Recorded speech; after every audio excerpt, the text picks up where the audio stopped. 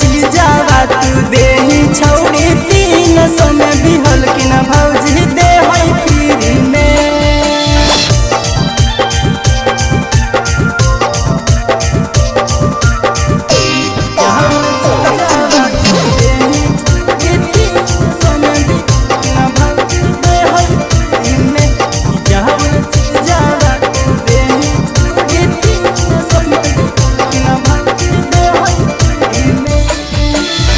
की छौड़िन के फेरम न पड़बो हो जाइए साथे खुश रहबो। की छौड़िन के फेरम न पड़बो हो जाइए साथे खुश रहबो। कि तू ता पैसा रे पर मरनी दिन रात